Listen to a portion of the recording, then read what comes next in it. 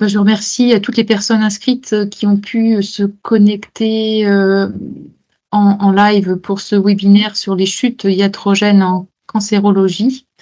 Dont le but c'est d'aider les professionnels à évaluer le risque et prévenir la survenue de ces chutes. Alors, avant de commencer, je voulais juste profiter de faire un petit peu de communication sur les deux événements qui vont à venir, notamment notre journée régionale du 29 novembre qui aura lieu à Rouen, avec un focus sur les cancers urologiques, et d'autre part, les journées nationales de la Société francophone d'oncogériatrie qui auront lieu à Marseille début décembre. Nous vous mettrons dans le chat, la conversation, les liens vers les inscriptions de ces deux pages. Donc, le webinaire d'aujourd'hui, vous l'avez vu en vous inscrivant, va aborder différents axes en fait autour de la chute et de la iatrogénie en cancérologie. Alors, je vais d'abord, je ferai une petite introduction. Ensuite, de Dr Nicolas Bertrand, oncologue au centre Eugène Marty à Rennes, vous présentera quelques données épidémiologiques sur l'augmentation du risque de chute et en quoi cela joue un rôle important en cancérologie. Priscille Lebon, infirmière en pratique avancée de l'UCOG Onco-Normandie, vous présentera des échelles, des outils pour évaluer les risques de chute et comment les prévenir. Et ensuite, donc, Cynthia Choquet et Alban Cherel, pharmaciens au Médit, vous présenteront les médicaments iatrogènes en cancérologie qui augmentent le risque de chute fracturaire. Avec moi pour modérer ce webinaire, il y a deux pharmaciens, Isabelle Carpentier, Médit Hauts-de-France, et Cyril Magnan, pharmacien à l'Omédit Normandie. À la suite des interventions, nous aurons un temps d'échange, de questions-réponses. Donc, de ce fait, je vous rappelle quelques petits détails pratiques pour l'utilisation de Teams webinaire. Alors, en haut, vous avez la bulle conversation. La bulle conversation ne sert qu'à témoigner de votre expérience ou émettre votre avis. Pour poser des questions, vous utilisez l'onglet Q et R. Donc ça, vous pouvez à tout moment des présentations poser des questions par écrit dans cette colonne. Et donc, ça permettra, nous, modérateurs, de pouvoir avoir la liste des questions à la fin des interventions. Si il y a le temps et la possibilité, vous pourrez, dans la partie de temps d'échange, lever la main, cocher lever la main si vous voulez, poser oralement votre question. Vous pourrez dans ce cas alors activer votre micro et votre caméra si vous le souhaitez. Donc ce webinaire est enregistré, fait l'objet d'un enregistrement vidéo dans le but d'un accès en replay. Il faut savoir que nous ne ferons pas apparaître le nom des participants dans cette vidéo pour respecter l'anonymat. Sauf si, bien sûr, vous avez souhaité allumer votre caméra, mais sinon, en fait, voilà, votre nom n'apparaîtra pas dans le replay. Voilà, donc je vais effectivement commencer l'introduction de ce webinaire en rappelant deux définitions, celle de la chute et celle de la iatrogénie. Donc tout d'abord, tout simplement, la chute, c'est le fait de se retrouver involontairement sur le sol. En fait, tout cet événement qui peut paraître très banal, malheureusement, sa fréquence augmente avec l'âge et chez les personnes âgées, ça entraîne beaucoup d'hospitalisations et également des décès. Alors ça touche principalement effectivement les personnes de plus de 65 ans, mais aussi en grande partie aussi les plus de 85 ans. Ces chutes ont des conséquences physiques, donc parfois bien sûr avec les traumatismes, des fractures, mais aussi des conséquences psychologiques et notamment la peur de chuter, on y reviendra, et ceci peut effectivement réduire l'activité physique des personnes qui peuvent ne plus oser sortir, marcher ou faire leurs activités habituelles. Donc ça a des impacts également sur le plan social. Et sur le plan financier médico-économique, c'est aussi non négligeable pour la collectivité puisque ça représente effectivement, en termes notamment par les passages aux urgences et les hospitalisations, des coûts importants.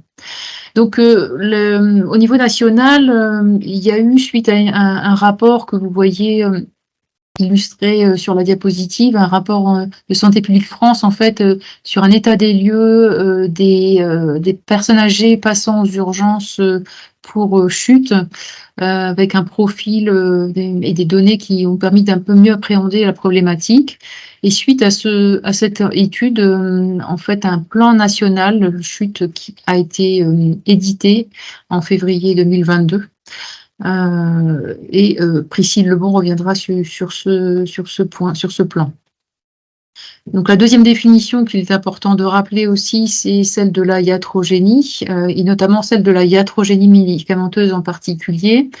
Effectivement, au départ, c'est une réponse néfaste et non recherchée à un médicament qui est pourtant prescrit dans un but thérapeutique, hein.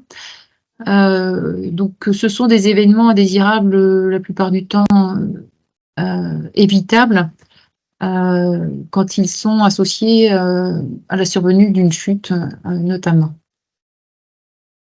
Alors sur le plan des recommandations internationales, puisque effectivement la France n'est pas le seul pays à se préoccuper en fait de cette problématique. Je vous ai mis à gauche l'algorithme en français, puisque vous pouvez accéder à l'article en ligne en version anglaise originale.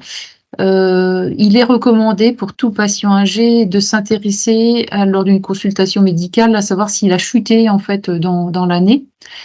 Et effectivement, s'il a chuté, il faut creuser pour évaluer, notamment rechercher la présence de facteurs de risque de gravité, de critères de gravité, et éventuellement faire un test physique pour évaluer l'équilibre et la vitesse de marche. Donc en fonction de cet algorithme décisionnel, en fait, cela identifie 3 groupes de population âgée, des patients à faible risque, des patients à risque intermédiaire et des patients à haut risque, avec une stratégie de prise en charge différente selon le niveau de risque. Et la nécessité de réévaluer éventuellement le risque, puisqu'au fur et à mesure du temps, on peut changer de groupe de risque. Oui, donc je disais que, en effet, je ne suis pas normand, mais je travaille toujours proche de la Normandie, entre les Hauts-de-France et maintenant la Bretagne. Alors moi, je vais vous parler un petit peu d'épidémiologie de la chute chez le patient âgé.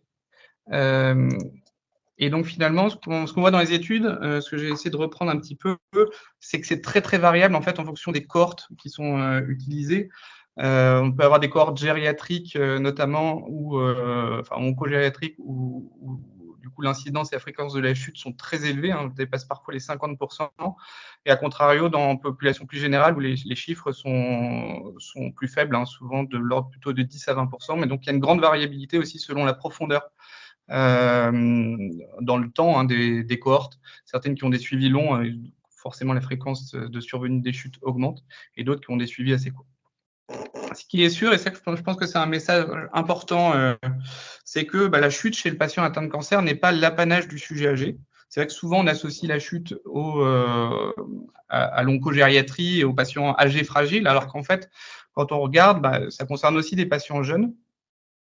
Alors là, c'est une cohorte que j'ai trouvée, une cohorte de centre de cancérologie où ils avaient regardé leurs patients chuteurs en hospitalisation, et finalement la moyenne d'âge, vous voyez, était de 66 ans. Alors il y a un biais, c'est que c'est un centre de cancérologie, donc c'est pas forcément représentatif de la population, mais ce qu'il faut retenir, c'est qu'il y a probablement de l'ordre de 20% des patients qui ont quand même moins de 70 ou 75 ans dans les études qui évaluent la chute chez les patients âgés.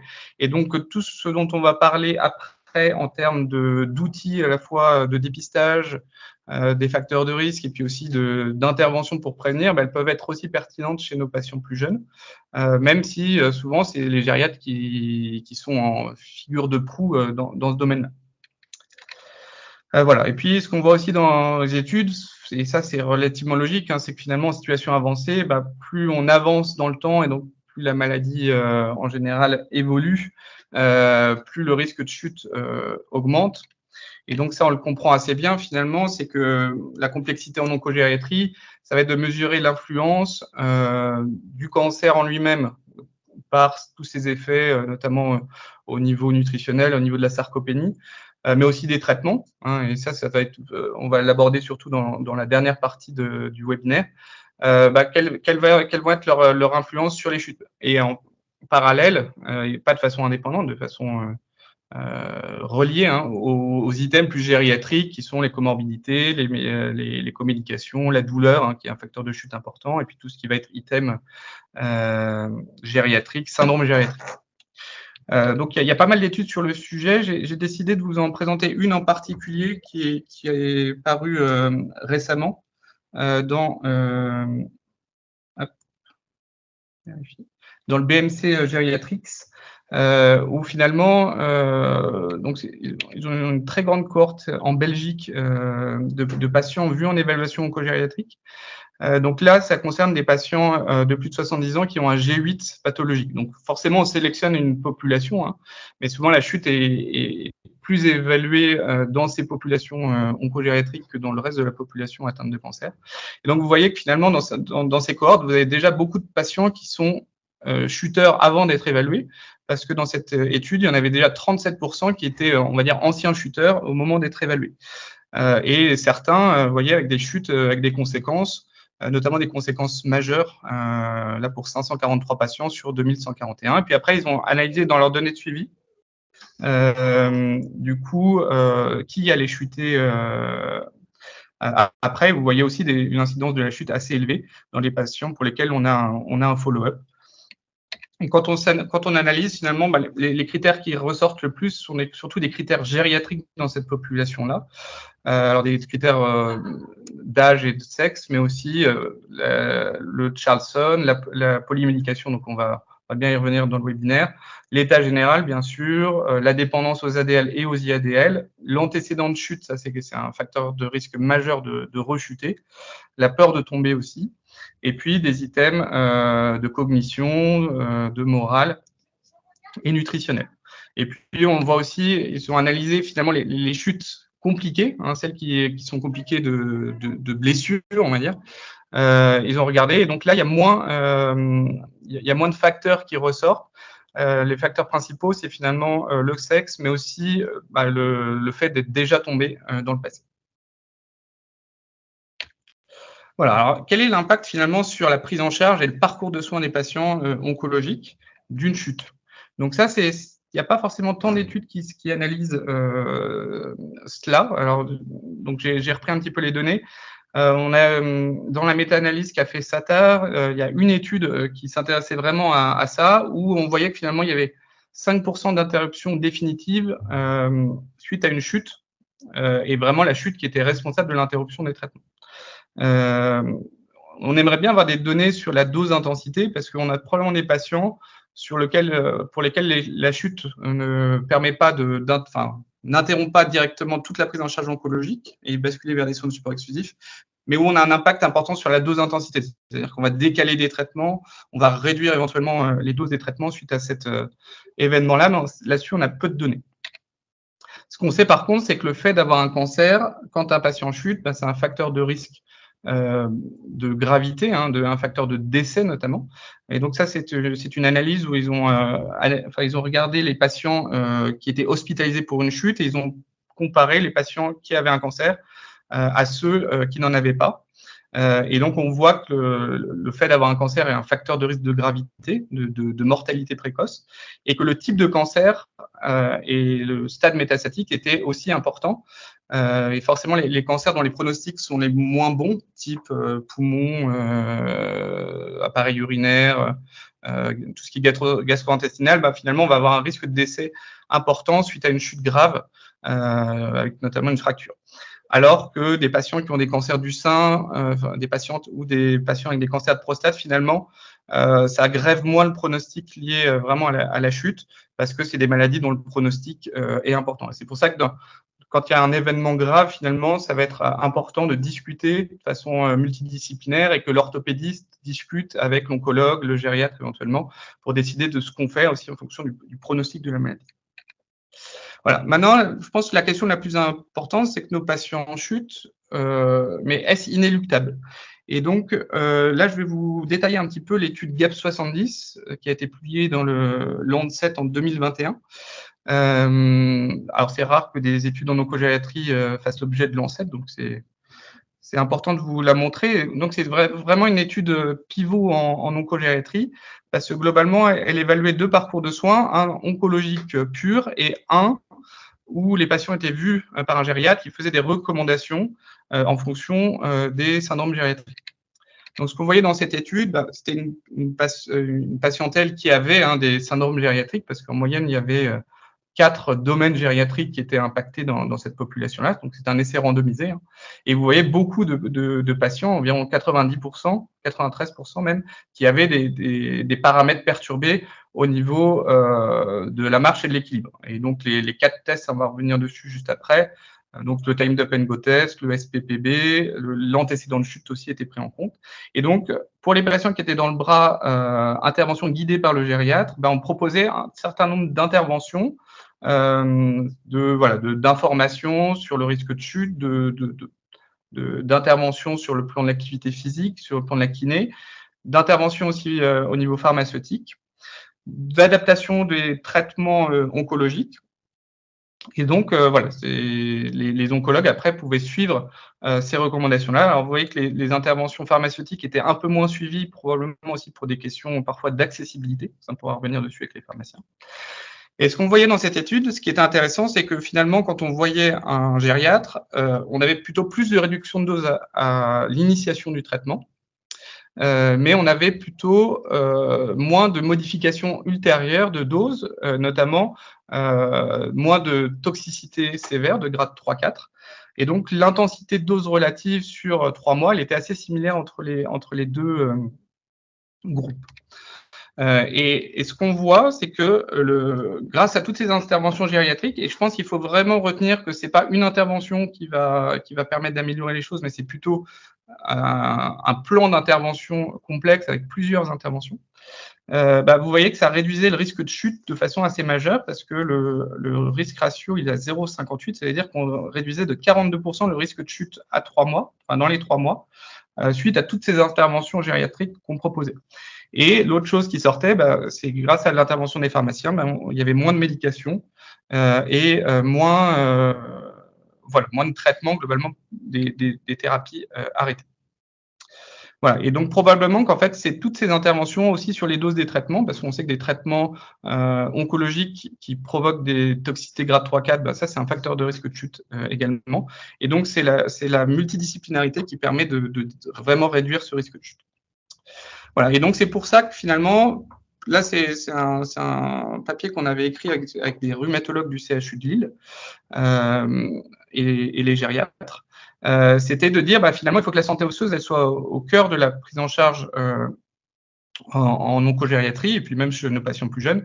Et donc, il faut intégrer le risque de chute, bien sûr, mais aussi le risque de complications, d'ostéoporose, à nos parcours de soins, proposer des interventions préventives, et puis aussi, une fois que l'événement osseux, il survient malgré la prévention, comment on prend en charge au mieux les patients. Et donc là, il y a beaucoup de techniques qui se développent, plutôt mini-invasives, notamment quand ça peut être aussi en lien avec des métastases osseuses. Et donc, il faut vraiment cette pluridisciplinarité. Et ce qu'on recommande aussi, c'est que ce ne soit pas qu'à l'instant T, parce que je vous l'ai dit, finalement, le risque de chute, il augmente au cours du parcours du soin du patient, et plus le patient va être vers une prise en charge palliative, plus le risque de chute est élevé. Et donc, il faut que finalement, cette évaluation, elle soit continue dans le temps, et qu'il n'y ait pas juste, on dit ça au diagnostic du cancer, et puis qu'après, il n'y ait pas de suivi. Voilà. Et les items qui sont le plus en lien avec la chute, c'est bien sûr tout ce qui va concerner la marche et l'équilibre, mais aussi les comorbidités, les comédications. Adapter aussi le domicile, les interventions nutritionnelles. Et donc, il faut vraiment que la prise en charge soit multidisciplinaire, intègre des infirmières de coordination, des pharmaciens, des kinés. Alors, on sait que ce n'est pas forcément partout pareil, hein, partout disponible. Et puis pour certains dossiers, une expertise rhumatologique. Voilà pour ma partie. Bonjour à tous. Alors c'est tout à fait, enfin, là, c'est l'intervention qui suit maintenant va permettre de concrétiser complètement ces interventions multidisciplinaires dont vous a parlé le docteur Bertrand à l'instant. Donc, évidemment, ce sera des données pour avoir des pistes d'évaluation du patient chuteur et aussi de prévention, toujours dans l'objectif de réduire les gravités, les critères de gravité. Alors, pour cela, je vais m'appuyer du plan anti-chute des personnes âgées, dont vous a parlé Bérangère en introduction. Donc là, par exemple, dans la première partie qui est l'axe 1, de savoir repérer les risques de chute et d'alerter, les experts ont mis en valeur deux profils d'un type de chuteur qui reflètent 80% des cas de chute. Donc le premier, par exemple, le profil 1, concerne 30% des chuteurs et c'est davantage des seniors de moins de 85 ans qui sont plutôt en bonne santé, autonomes et qui chuteraient davantage en extérieur lors de perte d'équilibre. L'autre profil concerne 50% des chuteurs. Ce serait davantage des femmes fragiles, en mauvaise santé, sans activité physique et plutôt avec des troubles moteurs et qui chuteraient plutôt en intérieur. Alors, évidemment, ça nous donne une idée des facteurs de risque à évaluer et à identifier. Et il y a également,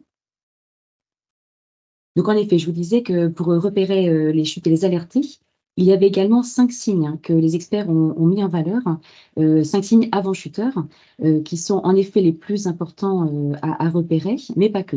Donc, dans un des premiers signes, évidemment, c'est l'inactivité physique, la sédentarité du patient, mais également sa peur de la chute, la dénutrition, l'altération de la vision de l'audition et également aussi le logement du patient avec son environnement, son chaussage, etc.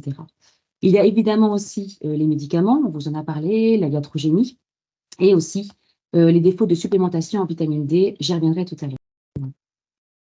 Maintenant, pour être plus concret dans cette évaluation du patient chuteur, il est donc bien sûr très important d'évaluer ses fragilités. Et donc, c'est indispensable pour comprendre les facteurs de risque chez ces patients. Alors que ce soit au niveau social, cognitif, clinique. Pour cela, on a l'appui des évaluations gériatriques, et notamment oncogériatriques, avec les outils qui sont validés et connus pour dépister ces différents domaines. On a également l'évaluation au niveau de la vision, de l'audition, de l'autonomie du patient, la dépendance, ou encore l'état nutritionnel, également extrêmement importante pour évaluer s'il y a une perte de poids, sarcopénie, ou alors encore une dénutrition. Pour les patients chuteurs, l'évaluation de la mobilité et des chutes est également évidemment importante, afin d'avoir le maximum d'informations concernant le contexte de chute. On s'interroge sur, à savoir si le patient a déjà chuté sur les 12 derniers mois, les circonstances de la chute ou encore la durée de la station au sol, et aussi le retentissement sur sa vie quotidienne ou encore sa peur de chuter. Alors, c'est cette notion qui est importante et justement, au niveau des recommandations internationales, il y a 3 questions. Bérangère vous en a parlé en introduction, qui concernent justement cette peur de chuter notamment. Alors, les 3 questions sont les suivantes. Avez-vous chuté dans les 12 derniers mois? Ressentez-vous une instabilité quand vous êtes debout ou quand vous marchez? Ou encore, avez-vous peur de chuter? Si le patient a oui à l'une des 3 questions, c'est là qu'il est important d'approfondir ces notions-là en utilisant pour cela l'outil qui s'appelle le FESI, que vous avez devant vous sur l'écran, qui en fait permet à partir de 16 questions en fait de concrétiser justement, d'approfondir cette peur de chuter. Et vous allez voir en fait dans les questions, ça permet en fait de détecter les problèmes que les patients ont tendance parfois à minimiser. Par exemple, on demande au patient s'il a des craintes, s'il est inquiet en prenant un objet en hauteur ou par terre. Donc voilà, ce genre de questions peut tout à fait permettre d'avoir un approfondissement, un score qui permettra du coup après d'adapter la suite de la prise en charge et d'aider au choix aussi. D'aider au choix des collègues, des professionnels tels que les kinés, tels que les ergothérapeutes. Alors, l'évaluation de l'environnement est évidemment un domaine extrêmement important aussi dans cette évaluation de la chute. En plus des facteurs prédisposants dont on vous a parlé, en plus des facteurs précipitants, il y a les facteurs environnementaux. Évaluer l'éclairage, les encombrements, la sécurité au domicile. Pour cela, ne pas hésiter à faire appui au personnel qui travaille, aux personnes qui travaillent au domicile des patients, tels que les CPTS, les DAC, pour du coup vraiment avoir cet appui professionnel. Et également évaluer l'environnement social du patient aussi, au niveau familial, de son entourage ou encore les aides humaines. L'examen clinique du patient aussi est un élément important, avec l'évaluation évidemment au niveau de l'appareil cardiovasculaire, avec la recherche d'hypotension orthostatique, on va y revenir, évidemment la fréquence cardiaque, au niveau neurologique aussi, au niveau locomoteur ou encore au niveau podologique. Alors, je me permets de faire un focus rapide sur la recherche d'hypotension orthostatique, puisque il y a souvent des soignants qui admettent ne pas forcément, ou alors en tout cas se poser des questions sur la bonne façon de prendre en charge cette hypotension. Alors, je me permets de rappeler les règles pour cette prise de tension. Donc, on demande à ce que le patient soit au repos au minimum 5 minutes avant la prise de tension allongée. Donc, la première prise est faite allongée. Et puis ensuite, en position debout directe, on prendra la tension à 1 et à 3 minutes. Celle-ci, donc l'hypotension orthostatique est positive. S'il y a une baisse de 20 mm de mercure sur la pression systolique et ou une baisse de 10 sur la pression diastolique. C'est important d'avoir 3 mesures différentes. Et sinon, en cas de suspicion d'hypotension et que ces mesures soient négatives, il ne faut pas hésiter à rechercher à nouveau sur des jours et à des horaires différents.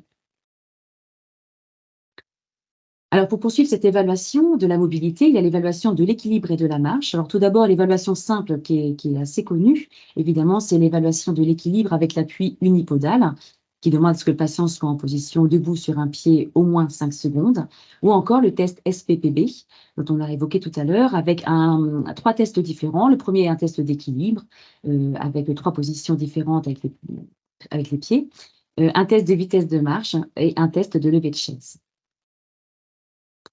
L'évaluation de la marche se fait bien sûr avec une observation attentive de la marche du patient, s'assurer de son transfert en assis debout, son organisation gestuelle, sa fluidité, les aides techniques qu'il peut avoir ou pas. Donc bien observer et noter tous ces éléments.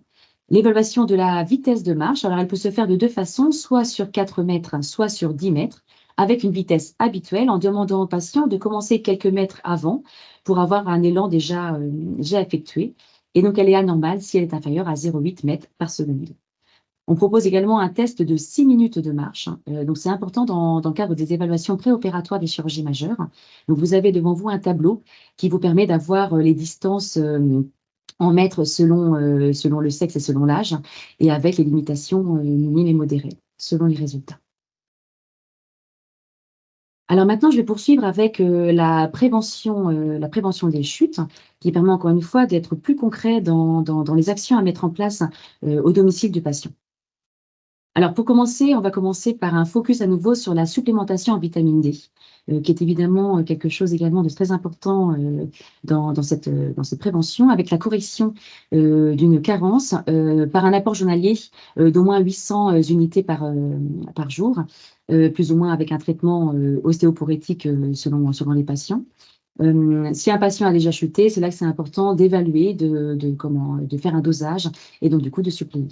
La substitution en vitamine D, elle peut être aussi combinée à la prise de calcium et ça a révélé dans une étude une réduction importante du nombre de chutes jusqu'à atteindre 50% de réduction. On vous a également rappelé que pour être remboursé, c'est important de prescrire le dosage en précisant qu'il y a un risque de chute fracturaire et en précisant aussi les objectifs du taux sérique qu'on souhaite avoir et avec le protocole de correction ainsi que le contrôle sanguin à renouveler 3 à 6 mois après, avec un besoin d'augmenter ou pas selon. Je poursuis avec les domaines de prévention, avec l'aménagement du logement pour éviter les risques de chute. Donc tout d'abord, il faut repérer les risques dans le logement. Donc c'est encore une fois, il ne faut pas hésiter à faire appel à nos collègues assistants sociaux, ergothérapeutes, qui peuvent du coup proposer des aides techniques pour adapter le domicile. Et puis des aides pour l'évaluation des risques et l'aménagement sont également possibles. Les priorités pour adapter le logement, et ou encore les aides pour évaluer et adapter le logement, telles que des barres d'appui ou des barres de redressement au lit.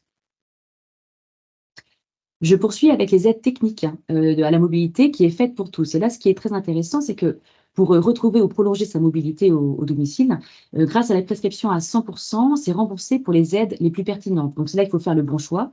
Il faut favoriser le recours à ces aides. Donc, voici quelques exemples de prescriptions pour justement bénéficier de 100% de remboursement. L'importance aussi de se rééduquer à la mobilité après une chute. Là encore, les patients peuvent avoir une prise en charge dans le cadre de modules spécifiques, par exemple des prescriptions de séances de kinésithérapie libérale, avec des précisions sur le travail de l'équilibre, le renforcement de la force et la puissance musculaire, ou encore des HDJ chutes qui sont possibles également pour tout patient après une chute, pour du coup approfondir et mettre en place des aides au domicile pour éviter la récidive. Évidemment, un autre axe inévitable, c'est bien l'APA, l'activité physique adaptée, qui est évidemment, très bénéfique pour éviter les chutes. C'est également bénéfique pour les capacités fonctionnelles, la cognition, les risques de chute, bien évidemment, et c'est un facteur de maintien de l'autonomie. Donc, du coup, dans ce plan, il est recommandé de favoriser le recours à l'activité physique, puis aussi de dépister les besoins grâce aux maisons sport santé ou encore les dispositifs régionaux que nous proposons, tels que IMAPAC ou IMAPAC Senior. Je poursuis avec l'axe 5 qui met en avant également la téléassistance pour tous. Donc, c'est aussi un pilier fondamental du maintien au domicile et qui permet aussi de faire un relais pour alerter les acteurs dans la prévention. Voilà, donc en guise de conclusion, évidemment, le message le plus important, c'est qu'on sait que la chute est un problème de santé publique, donc importance de l'évaluer et de la prévenir, de mettre en place différentes actions pour réduire les chutes. Donc évidemment, le message est de poser les 3 questions dont on vous a parlé, et selon, bien sûr, les réponses, il y a un oui, eh bien, on approfondit avec les critères de gravité, on les recherche, les conséquences de la chute, la pathologie responsable, ou encore le caractère répétitif de la chute, pour savoir ensuite diriger les patients vers les professionnels adaptés et mettre en place des stratégies de prise en charge selon la situation.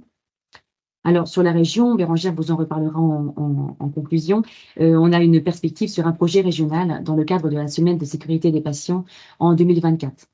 Donc évidemment, c'est important de dépister ce risque de chute en début de parcours du patient, mais également tout au long de son parcours oncologique, pour permettre d'ajuster, si besoin, les aides, pourquoi pas aussi le traitement, les aides humaines, les aides matérielles aux besoins, pour du coup améliorer, maintenir cette qualité de vie du patient tout au long de son parcours.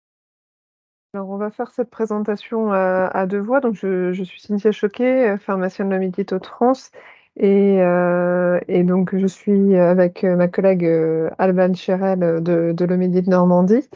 Donc nous, on va vous faire un focus sur la partie médicaments et risques fracturaires et notamment les particularités des traitements médicamenteux chez les sujets âgés. Donc les sujets âgés, ils ont de nombreuses évolutions, hein, tant sur un plan organique que métabolique. C'est un terrain qui est propice à la survenue d'événements indésirables fréquents, avec des doses plus faibles, une sensibilité accrue aux médicaments avec des risques d'interaction médicamenteuse plus élevés, des difficultés diagnostiques pour certaines pathologies et des incidences accrues de pathologies. On va parler de polymédication avec un nombre de médicaments qui va de 5 à 9, qui déjà là devient un facteur de risque de chute compte tenu des interactions possibles, et de polymédication excessive dès qu'on est supérieur à 10 médicaments. Alors pour rappel, hein, au plan pharmacocinétique, chez le sujet âgé, on va avoir une diminution de la masse musculaire, une augmentation de la graisse corporelle, ce qui va tendre à augmenter la demi-vie d'un certain nombre de médicaments. Une diminution du métabolisme hépatique et de la fonction rénale, ce qui va donc tendre à augmenter ces temps d'élimination des médicaments. Également des modifications de tractus gastro-intestinal affectant donc l'absorption. Et en cas de dénutrition, une diminution des taux d'albumine sérique et potentiellement une augmentation de ce fait de quantité de principes actifs, hein, rapport au rattachement de ces principes actifs au taux d'albumine et donc une augmentation des effets pharmacologiques. Alors, nous allons avoir un impact des traitements oncologiques sur les patients âgés, fragiles et polymédiqués. Donc, comme l'a précisé Cynthia Choquet, les patients âgés sont beaucoup plus sensibles aux effets indésirables des traitements oncologiques. À titre d'exemple d'effets indésirables, nous avons toutes les affections du système nerveux. C'est la deuxième cause de toxicité des traitements anticancéreux. Les affections musculo-squelettiques, l'ostéoporose, la myalgie, les arthralgies, et puis d'autres effets indésirables qui vont également concourir à un risque de chute augmenté, l'anémie, l'hypotension orthostatique, le syndrome main-pied, la fatigue, la déshydratation. Vous avez beaucoup plus d'effets indésirables chez ces patients âgés Et puis, vous avez également une augmentation du risque d'interaction médicamenteuse avec les traitements habituels qui vont être pris par le patient, avec un risque de majoration de syndrome gériatrique, d'étiologie médicamenteuse, chute, confusion, etc., pouvant aller jusqu'à la perte d'autonomie. Les traitements oncologiques, de ce fait, vont entraîner des effets indésirables plus marqués, notamment des complications neurologiques périphériques. On va parler de neuropathie périphérique de paresthésie. Alors, sont impliquées sur cette partie-là les familles des taxanes, les sels de platine, les 20K alcaloïdes comme la navelbine, certaines chimiothérapies orales conventionnelles comme la capecitabine, hein, pour rappel, qui est une prodrogue du 5FU.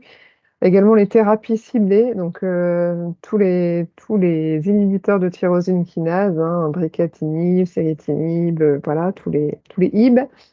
Également des complications neurologiques centrales, donc, qui se traduisent par des céphalées, des troubles cognitifs, vertiges, somnolence. Et donc là, on voit pareil les familles des taxanes, sels de platine, cyclophosphamide, 5FU, thérapie ciblée et hormonothérapie. Sur la partie j'ai pas la suite. Ah si, excuse-moi. J'ai un petit décalage, c'est pour ça, excuse-moi. Sur la partie également affection musculo-squelettique, on va voir apparaître des risques d'ostéoporose avec les hormonothérapies des cancers de la prostate et du sein. Des effets indésirables de type myalgie, arthralgie, avec pareil, l'hormonothérapie des cancers de prostate, du sein, certains taxanes, des thérapies ciblées, notamment là, plus précisément les inhibiteurs ALK. Et on va voir apparaître d'autres affections, comme les affections gastro-intestinales, hein, nausées, vomissements, perte d'appétit, diarrhée, mucite. Donc tous ces différents effets vont entraîner forcément des difficultés à s'alimenter, ça va entraîner des risques de dénutrition, de déshydratation, et comme on vous l'a dit précédemment, on est voilà, sur des cascades d'effets indésirables. Également donc des affections de l'oreille et oculaire, hein, bourdonnement d'oreille, hypoacousie, des pertes auditives. Donc là, c'est plus précisément les sels de platine et les thérapies ciblées comme les inhibiteurs HER2 et certaines fluoropyrimidines. Et en ce qui concerne les effets indésirables touchant plutôt l'affection rénale, donc avec des symptologies type hypertension ou œdème, on est un peu plus focalisé sur les sels de platine, immunothérapie et méthotrexate. Alors, comment prévenir et gérer ces effets indésirables des traitements anticancéreux? Donc là, on vous a mis à titre d'exemple des préconisations autour de la gestion de plusieurs effets indésirables. Donc la douleur neuropathique, celle-ci, elle peut être repérée, diagnostiquée au travers du questionnaire DN4 que vous avez à droite de l'écran. Et dans le cadre de douleurs neuropathiques, le praticien va être amené à mettre en place des traitements type gabapentine, antidépresseurs tricycliques, mais ces traitements sont dits potentiellement inappropriés chez le sujet âgé, puisqu'ils appartiennent à des listes explicites de médicaments dits inappropriés qui ont été établis par des consensus d'experts. Dans le traitement de l'anémie, des agents stimulant l'érythropoïèse vont aussi pouvoir être mis en place. Et puis, ça va pouvoir être associé aussi à une correction des carences vitaminiques et ou martiales. Au niveau des traitements des douleurs musculo-squelettiques, là, on va pouvoir mettre en place des traitements antalgiques ou anti-inflammatoires non stéroïdiens. Mais globalement, ces traitements qui vont permettre de prendre en charge les effets indésirables des traitements anticancéreux peuvent comporter eux-mêmes un risque supplémentaire pour les sujets âgés, avec un risque majoré d'interaction médicamenteuse. Nous avons parlé des traitements oncologiques avec les risques qu'ils comportent, mais le traitement habituel pris par le patient peut également constituer un risque de chute et ce risque peut être majoré quand il est associé à une chimiothérapie. Vous avez ici une étude qui a analysé la base de données de la FDA sur les médicaments les plus inducteurs de chute. Et ce qu'on retrouve, c'est sans vraiment de surprise, on retrouve en premier lieu les médicaments du système nerveux central avec les médicaments antiparkinsoniens, les antipsychotiques, les hypnotiques, les anticholinergiques, les anticonvulsivants notamment. Au second plan, on retrouve une catégorie autre dans laquelle nous allons avoir les antalgiques, les antihistaminiques, les compléments nutritionnels, les anticancéreux. Et puis au troisième plan, nous trouvons les médicaments du système cardiovasculaire. Donc, comme vous le précisez, Alban, c'est là où on va avoir en fait un cumul de risques de chute, hein, avec donc de ce fait des médicaments également pourvoyeurs, mais provenant du traitement médicamenteux habituel du patient. Donc, parmi ceux-ci, les médicaments du système nerveux central avec donc les psychotropes, tout ce qui est antidépresseurs, les antipsychotiques, qu'ils soient de première ou deuxième génération, les benzodiazépines à demi-vie longue et les hypnotiques, les antiparkinsoniens, les anticholinergiques, les antiépileptiques et également les antihistaminiques. D'où également voilà, hein, la prise en compte, parce que comme vous l'aurez compris, ce sont des médicaments qu'on va à la fois retrouver dans les traitements habituels, mais qu'on peut également retrouver dans les traitements correcteurs à certains effets indésirables induits par la chimiothérapie. Alors, qu'est-ce que ça va entraîner? Bah, ça va se manifester par de la sédation, des sensations de vertige, une baisse des performances cognitives, et également des problèmes de coordination moteur, des troubles de l'équilibre. Ça peut, dans certains cas, pour certains psychotropes, entraîner des développements de syndrome extrapyramidal, et également des troubles visuels et de l'hypotension orthostatique. Derrière ce type de médicaments du système nerveux central, on retrouve bien évidemment les médicaments antihypertenseurs et les vasodilatateurs avec donc les dérivés nitrés, les alpha-bloquants, les diurétiques. Et ceux-là vont provoquer en fait un effet sédatif central, un risque d'hypotension orthostatique, là du fait également de l'adaptation éventuelle des doses à avoir, hein, et du cumul des différentes familles qu'on va positionner pour au final traiter l'hypertension. Et ça provoquait également des bradycardies et des syncopes. On retrouve toujours dans les médicaments à risque de chute les antidiabétiques. Alors là, plutôt pourvoyeurs de potentielle hypoglycémie. Et dans une des dernières classes qu'on a voulu vous identifier, hein, parmi les plus courants, donc les antalgiques avec les opiacés et apparentés, avec des effets donc sédatifs, des effets confusionnels et un effet hypoglycémiant propre au tramadol. Alors, comment prévenir et réviser de manière globale l'ensemble du traitement médicamenteux? Donc, ce qu'il va falloir, en fait, donc pour les patients les plus à risque, c'est de mettre en place une revue interprofessionnelle de l'ensemble du traitement médicamenteux du patient, donc intégrant le médecin, le pharmacien, l'infirmier, des IPA, etc. et tout autre professionnel pouvant être impliqué dans la prise en charge médicamenteuse. Donc, ce qu'il va falloir prendre en compte, ce sont les prescriptions dites potentiellement inappropriées. Il y en a 3 grandes catégories. En premier lieu, les prescriptions misuse. Ce sont des médicaments qui ont une balance bénéfice-risque défavorable ou qui sont prescrits à une mauvaise posologie, une mauvaise dose ou en présence d'interactions médicamenteuses. Nous pouvons citer les médicaments anticholinergiques, fortement générateurs d'effets anticholinergiques centraux et périphériques et pouvant conduire à des chutes. Pareil pour les benzodiazépines à demi-vie longue ou encore les AINS qui sont à éviter chez les sujets âgés. En prescription underuse, elles correspondent en fait à l'absence d'utilisation d'un médicament pour une pathologie donnée, alors qu'il existe un traitement ayant démontré son efficacité dans ce cadre.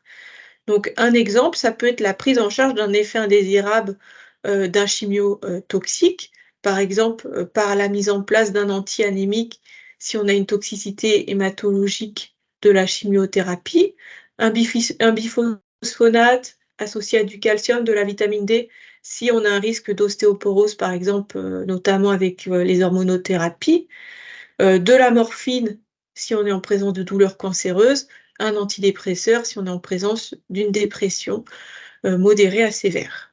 Et puis, vous avez également les prescriptions overuse. Ce sont des médicaments prescrits en l'absence d'indication ou qui n'ont pas d'efficacité démontrée, Quelques exemples pour illustrer les IPP qui sont prescrits dans le cadre d'une dyspepsie fonctionnelle ou des IPP prescrits plus de 8 semaines en l'absence d'indication validée, où on peut retrouver également les vasodilatateurs qui ont des services médicaux rendus insuffisants. Comment prendre en compte ces prescriptions potentiellement inappropriées? Par une approche globale du patient, par une revue interprofessionnelle qui doit s'appuyer sur la littérature scientifique, qui elle-même est basée sur des preuves scientifiques, recommandations de sociétés savantes, liste préférentielle de médicaments adaptés au sujet âgé, liste explicite de médicaments dits potentiellement inappropriés, algorithme de déprescription. Nous allons vous montrer plusieurs exemples par la suite. En ayant également un jugement clinique, en s'appuyant sur les données clinico-biologie, c'est ce qu'on appelle l'approche implicite. Donc, il va falloir croiser finalement les listes de médicaments potentiellement inappropriés qui sont dites explicites à un jugement clinique. Donc, on croise l'approche explicite et implicite. Et en formalisant cette revue de médication avec une documentation structurée. Vous avez ici des exemples d'outils, de littérature scientifique adaptée au sujet âgé. Donc, par exemple, les recommandations et guides de bonnes pratiques gériatriques, le guide PAPA, qui a été décliné sur des thématiques spécifiques en cardio, en neuro, en rhumato-gériatrie. J'en parlais, les listes de médicaments potentiellement inappropriés qui ont été établis à partir de consensus d'experts, c'est ce qu'on appelle l'approche explicite. Les plus connus donc, et les plus utilisés, c'est un consensus européen, les critères Stop Start V3, qui ont été récemment mis à jour puisqu'ils datent de juin 2023. La liste française Remedies, les critères de Beers qui sont plutôt adaptés à la pharmacopée américaine, ou encore la liste Top Frail qui prend en compte la fragilité du sujet âgé qui a été publiée, elle, en 2017. Vous avez également des listes préférentielles de médicaments, la liste préférentielle de médicaments adaptés au sujet âgé de l'Omédit Normandie, et puis nos collègues de l'Omédit Centre-Val de Loire ont mis à jour tout un livret thérapeutique gériatrique avec les molécules préférentielles à prescrire chez le sujet âgé. Vous avez également des outils d'évaluation de la charge anticholinergique, par exemple l'échelle de Briette qui évalue la charge anticholinergique au niveau périphérique et l'échelle de Boustany qui évalue la charge anticholinergique plutôt au niveau central, et nos collègues de l'Omédit Pays de la Loire proposent un calculateur de charge anticholinergique. Nous avons vu qu'il y avait des outils pour procéder à des revues médicamenteuses. Mais quelles sont les méthodologies à avoir? Quelles sont les démarches de revue médicamenteuse? Vous avez par exemple dans la liste Remedies, qui recense énormément de critères autour des médicaments inappropriés, qui recense également tout un processus de révision simple d'ordonnance, sur lequel vous pouvez vous baser. C'est en accès libre sur notre site internet. Vous avez une autre méthode qui a été publiée, c'est la méthode Dictias OBCV5, c'est une méthode de révision médicamenteuse en gériatrie. Ça permet de réviser chaque ligne de médicament en se posant la question du diagnostic, de l'indication, d'éventuelles contre-indications, de la tolérance, des interactions. Est-ce qu'il y a un ajustement de dose à faire? Quelle est la tolérance de ce patient au niveau du patient et qu'est-ce que nous en concluons? Quelles sont nos interventions à faire? Donc, ça détecte des prescriptions misuse ou overuse, mais c'est aussi un versant qui permet de détecter les prescriptions dites underuse. C'est le reste de l'acronyme, ça correspond à OBCV5, les lettres qui correspondent à ostéoporose, fracture faible, traumatisme, chute répétée, BPCO, ou encore athérosclérose parlante, diabète, plus facteur de risque, etc. Une autre méthode de révision médicamenteuse que nous pouvons vous proposer, c'est une méthode qui a été publiée récemment, c'est le plan de médication partagé. Ça permet là aussi de prendre en compte le patient âgé, fragile dans sa globalité en fait, où là, vous allez collecter des informations autour de ce patient sur ses antécédents, avoir toute une anamnèse médicamenteuse, prioriser les problèmes, de santé, donc en fonction, voilà, des circonstances et en fonction des attentes du patient. Analyser et détecter des problèmes pharmacothérapeutiques, par problème, de santé. Identifier des interventions pharmacothérapeutiques, donc ça peut porter notamment sur sur la réduction de médicaments qui vont induire, des chutes, par exemple. Et puis l'étape 4 consiste à planifier le suivi de ces interventions en termes d'efficacité, de tolérance et d'adhésion. Donc là, vous avez des exemples de documentation d'un plan de médication où on retrouve le problème de santé, les données subjectives et objectives qui ont permis, qui vont permettre d'analyser ce problème de santé, les objectifs thérapeutiques, les analyses et les recommandations à émettre et le plan d'intervention en termes d'efficacité, de tolérance et d'adhésion.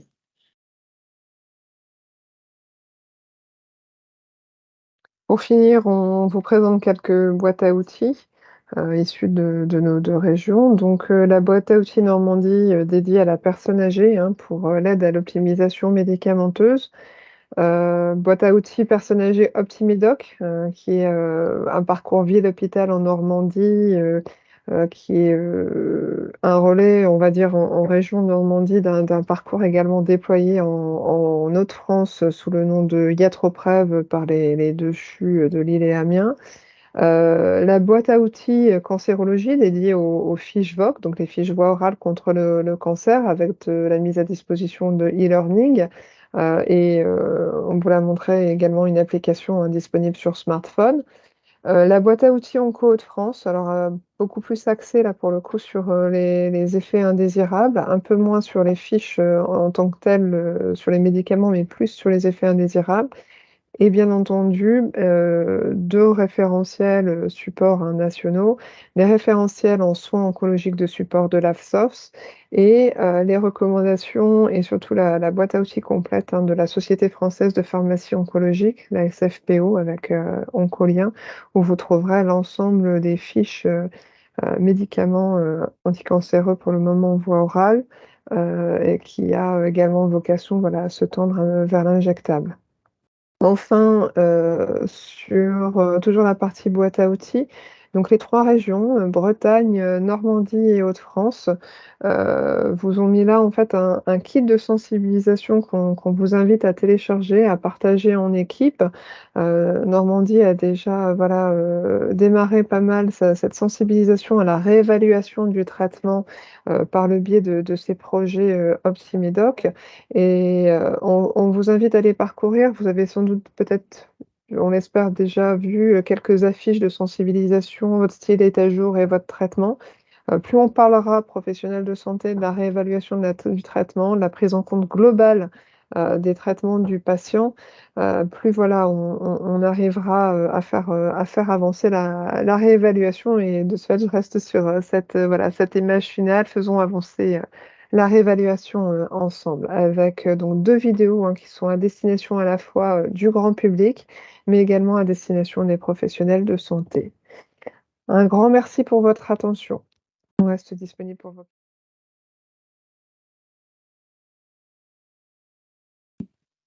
Bien, merci à tous, effectivement, pour ces interventions. Je vais peut-être laisser, Cyril, et Isabelle, animer la partie questions-réponses. Oui, alors on a eu quelques questions pendant le webinaire, notamment sur la dernière partie, sur l'analyse des traitements. Donc c'est plutôt peut-être vers Alban et Cynthia que je vais me tourner.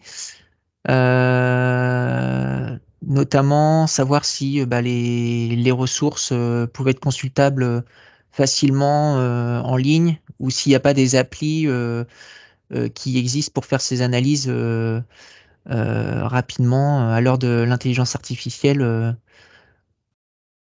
notamment sur l'analyse, je pense, des traitements.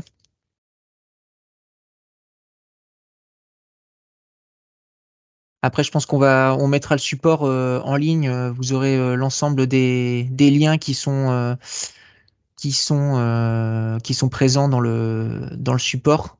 Comme ça, on a déjà une façon de centraliser déjà les documents qui peuvent exister sur l'analyse des traitements. Pour répondre à la question de savoir s'il y a des applications qui permettent l'analyse, oui, il y en a, hein. Il y a des applications qui sont reliées à des outils que l'on a cités, Stop, Start, etc. Donc c'est toujours intéressant, ça permet de prioriser, de screener des patients, on va dire, qui seraient prioritaires dans une analyse. Après, ça ne reste que des outils et je pense que ce qu'il faut prendre en compte aussi, c'était ce qu'on disait, la vision implicite, tout le jugement clinique, toute la discussion qu'il va avoir autour, du patient, toutes les données clinico-biologiques et c'est vraiment ce qui est important dans l'analyse aussi, c'est de croiser les regards entre oncogériates, infirmiers, pharmaciens. Donc des outils existent, de l'intelligence artificielle, ça permet de faire des choses, mais à l'heure actuelle, on ne remplace pas le jugement des praticiens. Oui.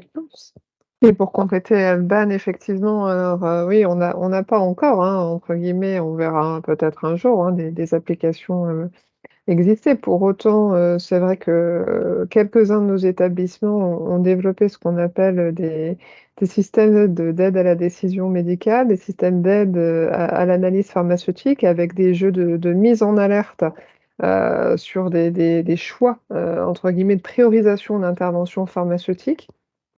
Alors bon, c'est plus pharmaceutique, hein, c'est vrai, clairement. On voit du Vidal Sentinel arriver, on voit de l'IA intervenir, dans certains CHU avec, voilà, avec entre autres PharmaClass.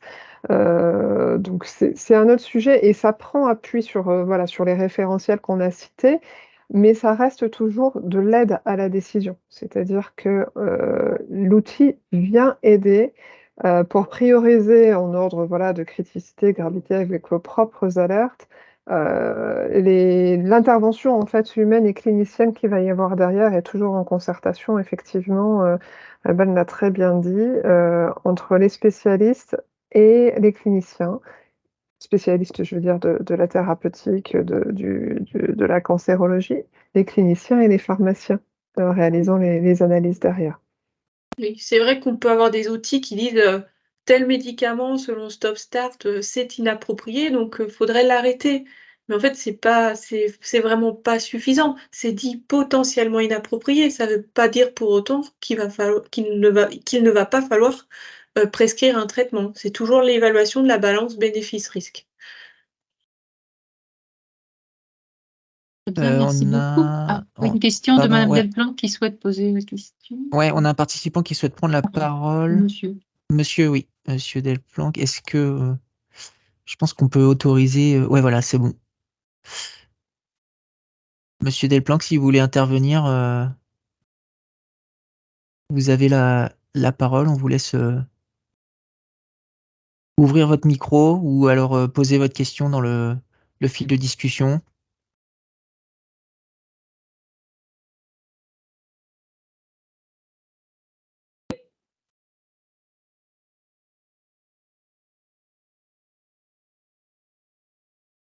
C'est peut-être une fausse manip. Je crois qu'on avait des questions qui étaient posées aussi en amont lors des inscriptions. Isabelle, Oui, donc si tu veux peut-être. on va peut-être repartir voilà, sur les questions qui ont été posées en amont. Alors, une question était sur le dosage systématique de la vitamine D. Alors, on en a parlé, donc, et c'est Madame Lebon qui donc, a parlé de la supplémentation en vitamine D. Qu'est-ce que l'on peut rajouter sur cette question?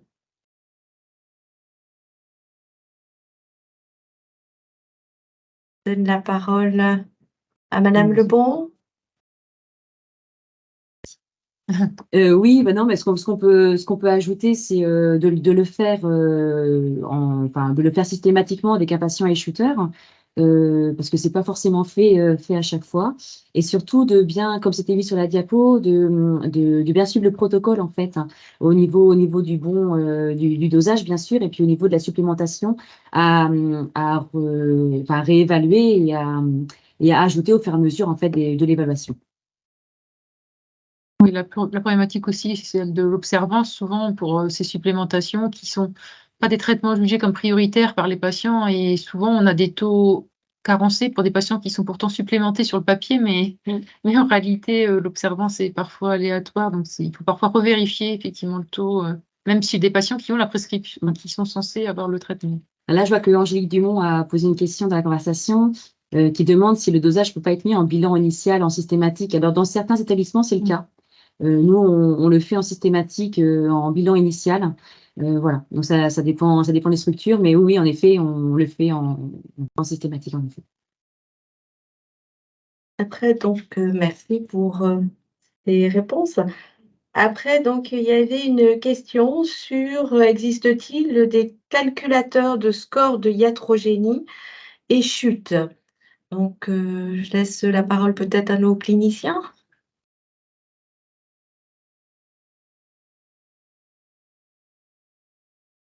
Je ne sais pas, Nicolas, si tu voulais parler peut-être du score de Karg de la chute et peut-être tu as parlé effectivement du risque d'augmentation des toxicités chez les patients avec antécédents de chute. Oui, on a des prédicteurs de toxicité de grade 3-4, alors certains qui sont spécifiques de certains cancers comme le cancer du sein, le CARC BC, mais alors après des outils qui permettraient de sommer un peu le risque en fonction des thérapeutiques. En cancérologie, je suis pas sûr qu'il y ait d'outils validés par contre. Par contre, ce qu'on sait, c'est qu'en effet, chez les patients, notamment qui relèvent de chimiothérapie adjuvante de cancer du sein, le fait d'avoir des anthracyclines, le fait d'avoir des traitements de plus de 3 mois, et certains paramètres gériatriques, ça sont associés à des toxicités de grade 3-4. Mais par contre, on n'a pas forcément de choses où on implémente aussi les comédications des patients. Ça n'existe pas encore, à mon sens. Ça, il faudrait vraiment des grands jeux de données pour réussir à faire des choses comme ça, prédictives.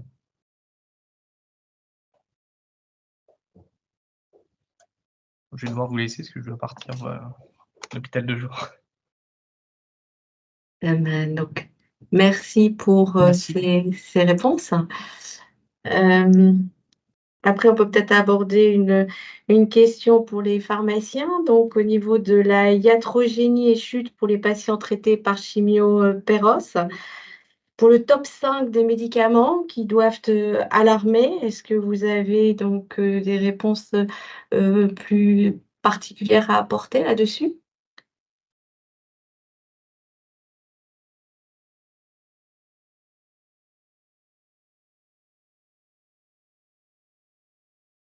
Donc après, ça dépend ce que l'on appelle top 5. Est-ce que ce sont des médicaments d'oncologie? Dans ce cas-là, c'est extrêmement complexe d'établir un top 5 des médicaments qui seraient les plus inducteurs de chute. On vous en a déjà présenté un certain nombre qui sont en lien avec des effets indésirables qui vont pouvoir amener à des chutes. Si on parle d'un top 5 de traitements habituels pris par le patient, on peut mettre en avant, comme dans l'étude de la FDA, finalement tous les psychotropes. Il y a aussi les antalgiques avec les opiacés, le tramadol. Chez le sujet âgé, on va éviter de traiter un patient à 150 mg de tramadol. On va plutôt utiliser des petites doses. Les médicaments du système cardiovasculaire, on les a déjà cités, mais les traitements antihypertenseurs, attention chez peut-être les patients âgés, fragiles, qui seraient traités par plus de 3 médicaments antihypertenseurs.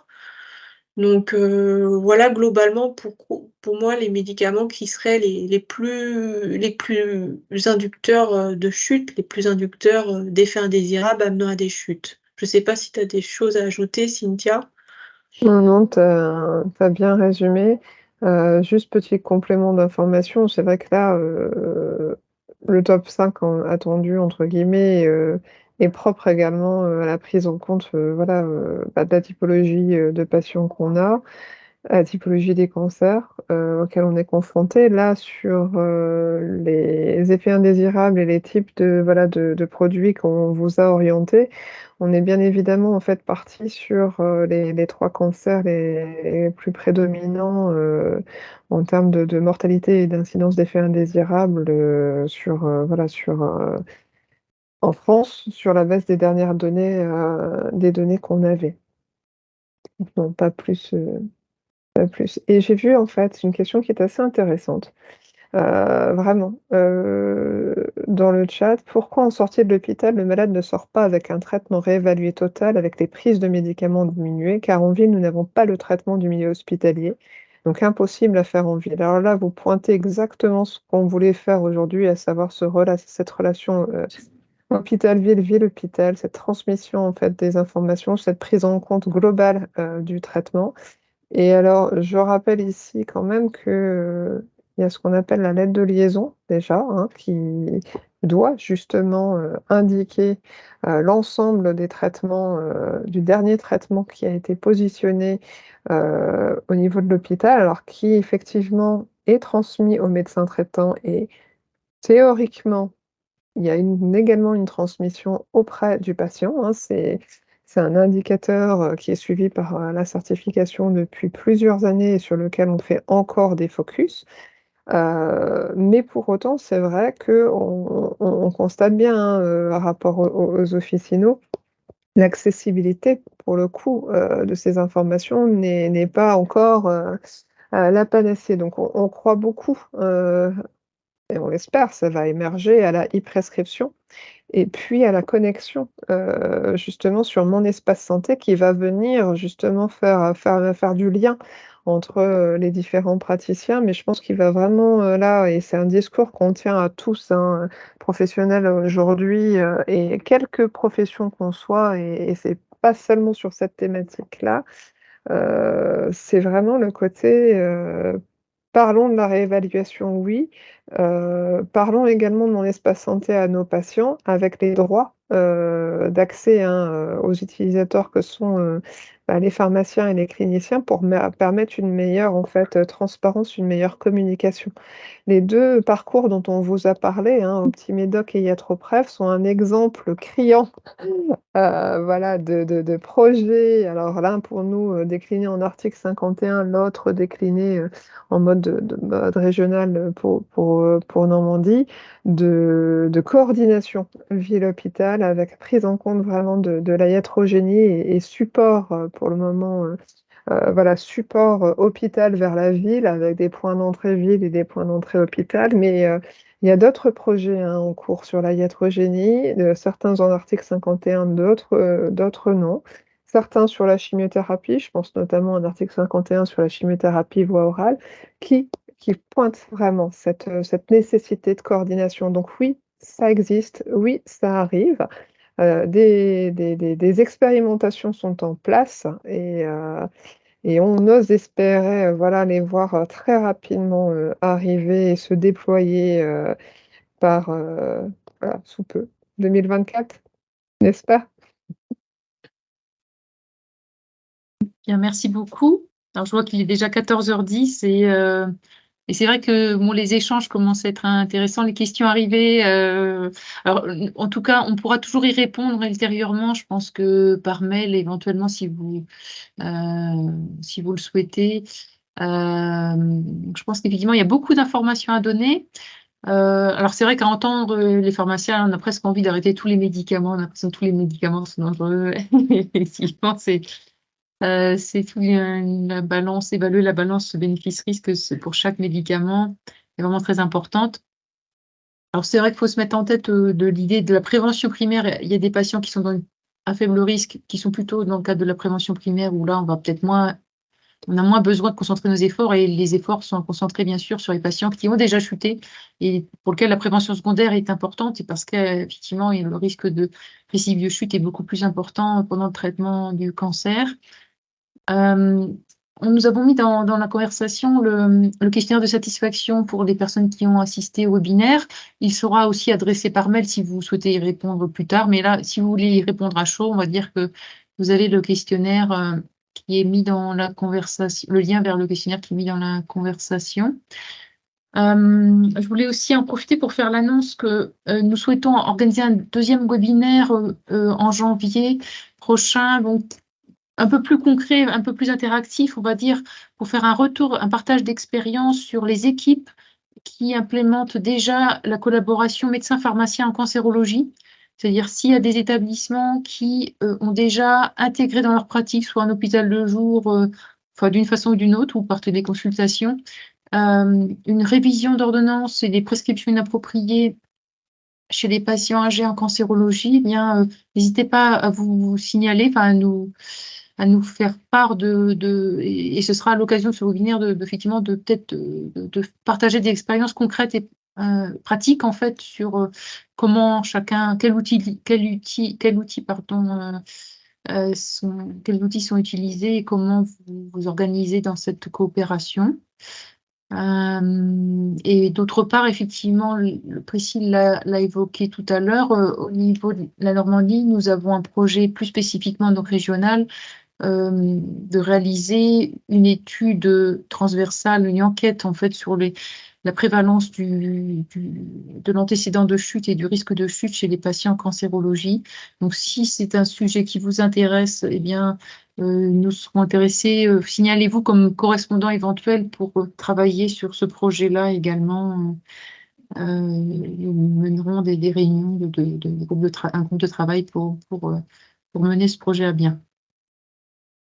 Donc, j'espère que, voilà, je remercie tout le monde à nouveau d'avoir participé et les intervenants également. Et donc, bien sûr, la vidéo sera disponible sur le site Normandie prochainement, voilà, en replay, ce qui permettra effectivement d'accéder à nouveau aussi à tous les supports documentaires qui ont été cités dans les présentations. Eh bien, merci à tous. Merci à tous. Et bonne journée. Merci. Oui, Bonne journée. Bonne journée. Merci à tous. Au revoir. Au revoir. Au revoir.